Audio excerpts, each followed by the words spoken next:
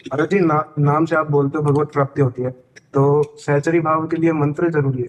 सहचरी भाव में नाम से नहीं जा सकते। फिर नाम की कृपा से, गुरु, गुरु की कृपा से मंत्र, मंत्र से फिर उसकी प्राप्ति। ऐसे खुद नहीं जा सकते कि सहचरी भाव में नहीं नहीं, ऐसे नहीं।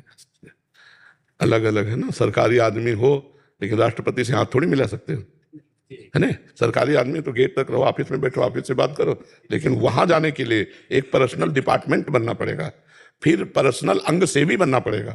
पर्सनल अंग सेवी का नाम सहचरी है।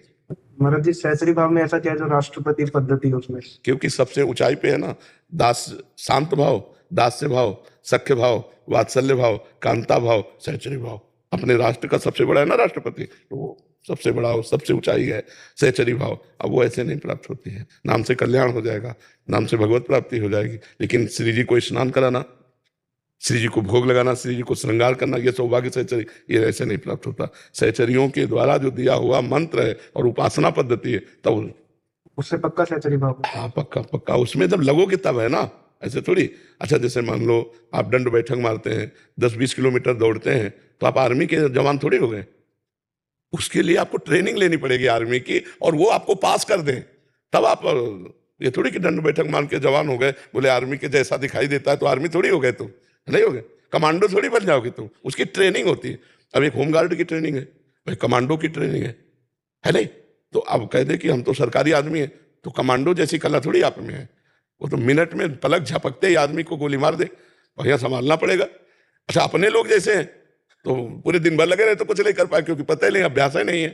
तो ऐसे ही जो मंत्र होते हैं वो रहस्य होते हैं। मंत्र का मतलब होता है रहस्य, सहचरी भाव का रहस्य। हम कैसे सहचरी भाव प्राप्त करें, हम कैसे सहचरी भाव से प्रिया प्रीतम की सेवा करें, यह रहस्य तो जो निज जन है वही बताएंगे ना।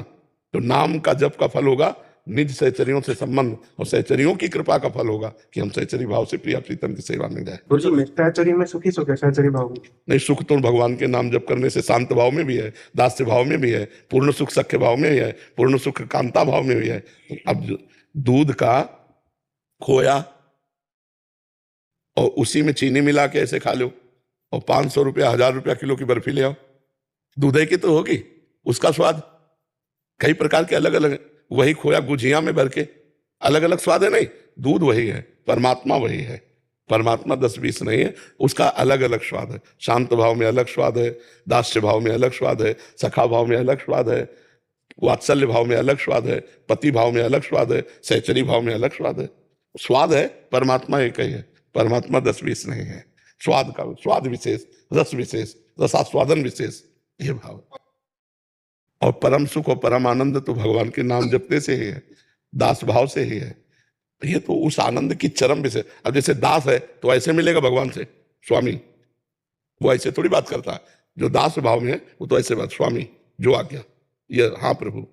और सखा कैसे मिलता है, गले में हाथ डाल, चल यार, वही भगवान है, लेकिन उनसे सखा भाव से उपासना की, चल यार खेलते हैं। अब वो आंख मिला के बात करेगा, तो भाव ही तो है ना, एक भाव की आंख नहीं मिला सकता। जय जय जय जय, दास है ना, और एक भाव है कि चल यार, अरे यार तू अपने को बहुत बड़ा समझता है क्या, 10-20 गैया तेरे पास ज्यादा होंगी, सखा सखा जल ठाक दिए, क्योंकि सखा भाव है, मतलब समान भाव है। तो भाव देखो कहां पहुंचा दिया, परमात्मा को डांट रहे हैं, परमात्मा से बात कर रहे हैं। परमात्मा भाव का बड़ा विचित्र खेल है।